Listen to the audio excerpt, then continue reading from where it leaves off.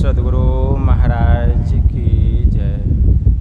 श्री सद्गुरु महाराज की जय। श्री सद्गुरु महाराज की जय। नमामि अमित ज्ञान रूपं कृपालं अगम बोध दाता सुबुद्धि निधि विशालं क्षमाशील यति धीर गंभीर ज्ञानं धर्म कील दृढ़ थीर समधीर ध्यानं जगत त्राणकारी आघारी उदारं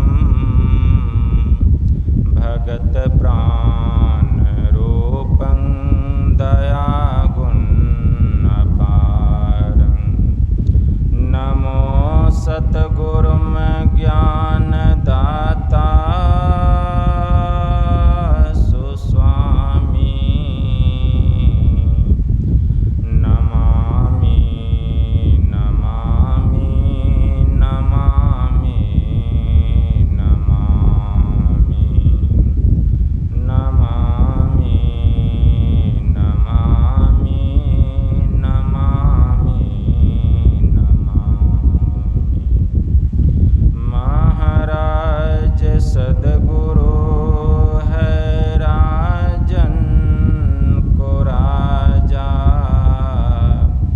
है जिनकी कृपा से सर सर्व काजा भने में ही सोई परम गुरु नमामि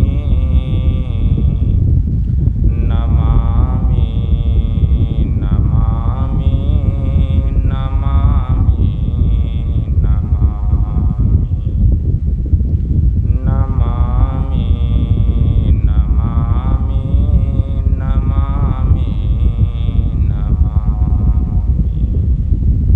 श्री सद्गुरु महाराज की जय।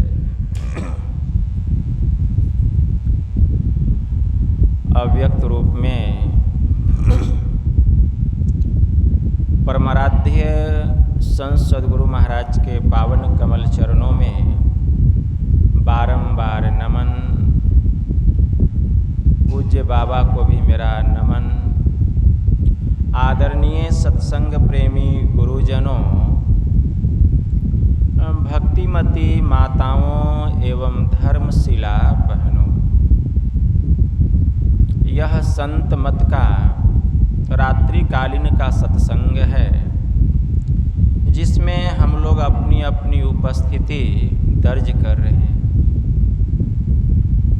अभी संत स्तुति और गुरु वंदना से पाठ का शुभारंभ हुआ। हम लोगों ने अति ही मनोयोग पूर्वक भक्ति युक्त ढंग से पाठ का श्रवण किया। तत्पश्चात हम लोग खान पान के संबंध में सुन रहे थे कि अन्न का प्रभाव मन पर पड़ता है। जिस प्रकार का हम अन्न ग्रहण करेंगे उसी प्रकार का हमारा मन होगा। जल परिमाने माछरी कुल परमाने शुद्धि जाको जैसा गुरु मिला ताको तैसी बुद्धि। हमारे गुरु महाराज पूर्ण संत हैं और उनकी वाणी में आया क्या आया? खान पान को प्रथम सुधारो तब रस रस सब अवगुण मारो। खान पान में क्या? तो गुरु महाराज कहने की कृपा की दारू गांजा भांग अफीमा अतारी चंडू मदक कोकीना सहित तंबाकू नशा है जितने तजन योग्य तज डारो तितने, मांस मछरिया भोजन त्यागो, असतगुण खान पान में पागो। खान पान को प्रथम सम्हारो, तब रस रस सब अवगुण मारो। नित्य सत्संगति करो बनाई, अंतर बाहर द्वे विधि भाई। धर्म कथा बाहर सत्संगा, अंतर सत्संग ध्यान अभंगा।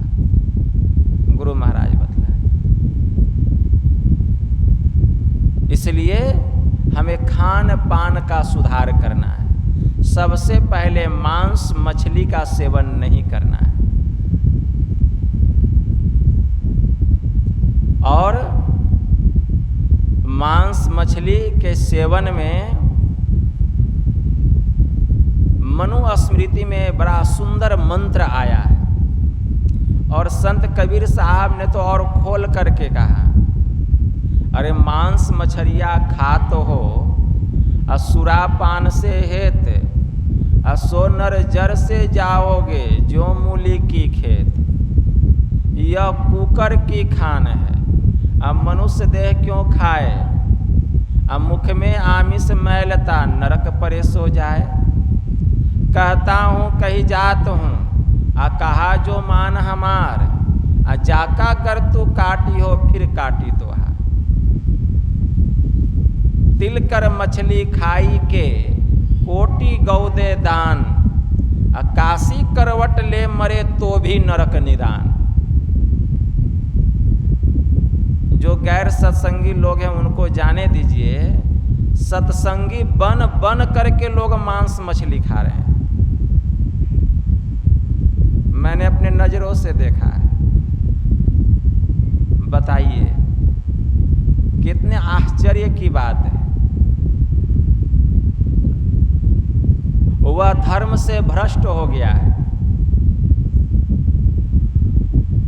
मनुस्मृति में मंत्र आया है, नाकृत्वा प्राणिनाम हिंसाम, मांस मुत्पद्यते क्वचित, न च प्राणी वध्य स्वर्ग अस्य मान मांसम विवर्जित। जब तक हम किसी जीव की हत्या नहीं करेंगे, मांस की प्राप्ति नहीं होगी। और मांस का भक्षण करके अपने सुधा को शांत करके, अपने उदर को भर के कोई कितना भी धर्मात्मा पुण्यात्मा बन जाए, कितना भी देवी देवता का पूजा कर ले, उसको स्वर्ग में क्या नरक में भी मुलायम स्थान मिलने वाला नहीं है। ये मनुस्मृति उपनिषद का मंत्र है, इसको खूब याद रखिए। इसलिए मांस मछली का सेवन नहीं करना चाहिए, और भोजन भी सोच समझ करके करना चाहिए, क्योंकि अन्न का प्रभाव मन पर पड़ता है। एक राजगुरु थे, वे गए राजा के पास। जब राजा के पास गए तो राजा ने उनका बड़ा स्वागत सत्कार किया, उत्तम उत्तम भोजन कराए। जब भोजन करके वे निकलने लगे तो राजा से कहते हैं, महाराज अब मैं जा रहा हूँ। तो उनके राजगुरु थे महाराज के, कहते हैं ठीक है प्रणाम गुरुजी, जाइए, अगर कुछ और चाहिए तो। बोले कि नहीं कुछ नहीं चाहिए। कहा ठीक है। जब राजगुरु जाने लगे तो जैसे बाहर निकल रहे थे, रानी का कमरा था रास्ते में, और रानी के कमरे के भीतर खुट्टी में एक हीरे की हार टंगी हुई थी। उस राजगुरु की नज़र पड़ गई उस हीरे के हार पर। वे देखते हैं उस कमरे में कोई नहीं है। अब वे राजगुरु जाते हैं, खुट्टी पर से हीरे का हार उठा करके अपने थैले में डाल लेते हैं और चल देते हैं। जब राज्य के सीमा से बाहर निकल गए तब उनके मन में हुआ, अरे मैंने यह क्या किया। मैंने रानी के कीमती हार हीरे का चोरी कर लिया, बिना पूछे उठा लिया। यह तो अच्छी बात नहीं है, लेकिन मेरे मन में यह कुभाव कैसे आ गया। हमारे मन में इतना परिवर्तन कैसे हो गया? हमारा इतना सुमन था, कुमन में कैसे बदल गया? बड़ा दुख हुआ राजगुरु को। आधे रास्ते से वापस लौटे और महाराज के पास आकर के सब बात सही सही बता दिए कि महाराज, मैंने रानी के कमरे से कीमती हार हीरे का उठा करके बिना रानी से पूछे उसको अपने थैले में डाल दिया। बताइए इसका क्या दंड होगा? पहले दंड बताइए, क्या दंड होगा? तो राजा साहब कहते हैं, गुरुदेव आप तो मेरे कुल गुरु हैं, राजगुरु हैं। एक हीरे का हार कौन कहे? जितना आप हीरे का हार लेना चाहते हैं ले जाइए। लेकिन राजगुरु कहते नहीं महाराज, आप यह बतलाइए कि मेरे जगह अगर कोई दूसरा व्यक्ति यह काम करता तो उसको क्या दंड देते? तो राजा साहब ने कहा, आप मेरे राजगुरु हैं, अगर कोई दूसरा यह काम करता मैं उसका दोनों हाथ कटवा देता, यही दंड देता उसको। तो राजगुरु कहते हैं महाराज, तब तो मेरे लिए भी यही दंड उचित होगा, क्योंकि राजा का धर्म है कि उसको राजधर्म का पालन करना चाहिए, और आप अपने राजधर्म का पालन कीजिए। आप मेरे दोनों हाथ कटवा दीजिए, तब इसका वास्तविक प्रायश्चित मुझे होगा। कहा नहीं गुरुदेव, आप मेरे राजगुरु हैं, मैं यह काम नहीं कर सकता। आप में और आम लोगों में बहुत अंतर है। कहा नहीं, आपको दंड देना होगा, मैंने चोरी की है। जब बहुत जिद करने लग गए राजगुरु, तब महाराज कहते ठीक है, अगर आपकी यही इच्छा है तो मैं आपको दंड देता हूँ। अपने सिपाही को बुलाते हैं राजा साहब, 2 सिपाही को, और कहते देखो सिपाही, हमारे राजगुरु को जाओ, जितना कैद खाना है सब कैद खाने में घुमा फिरा करके मेरे पास लेते आओ। सिपाही गया, राजगुरु को पूरा जेल के अंदर घुसा करके जितना कैद खाना था और घुमा फिरा करके सिपाही महाराज के पास लाके खड़ा कर दिया। कहा कि गुरुदेव यही आपकी सजा है, यही आपकी सजा है। तो कहें कि ठीक है, कोई बात नहीं, लेकिन मैं यह जानना चाहता हूँ कि मेरे मन में यह कुप्रभाव कैसे पड़ा कि मैं रानी के कमरे से हीरे का कीमती हार चुरा करके अपने थैली में डाल लिया। इसलिए आज जब मैं आया था तुम्हारे यहाँ, तो तुमने जो मुझे भोजन कराया था, बताओ वह भोजन कहाँ से आया था? तो राजा साहब तुरंत बुलाते हैं रसोइया को, और रसोइया से पूछते हैं कि तुमने जो आज हमारे राजगुरु को भोजन कराया था, बताओ वह भोजन कहाँ से आया था? तो वह रसोइया कहता है, महाराज क्या बतलाऊं, एक भंगी नाम का व्यक्ति था, वह डकैती करता था, उसका पेशा ही था चोरी डकैती करना, और उसका शरीर छूट गया महाराज। और उसके घर में कोई रोने वाला नहीं था, न आगे था न पीछे था, न पत्नी थी न बच्चे थे, न माता पिता था। तो महाराज आपको तो पता ही है, जब घर का कोई नहीं होता है तो कोई जब मर जाता है तो उसका सारा सामान अपने राजगृह में आता है। तो उसका जितना अनाज चावल दाल था सब ला करके हम रसोई में रख दिए थे, और उसी से भोजन निकाल करके हम बनाए थे भंडारे से, और वही भोजन हम कराएं राजगुरु को। हमको क्या पता, हम तो भंडार घर से भोजन निकाल करके बनाए।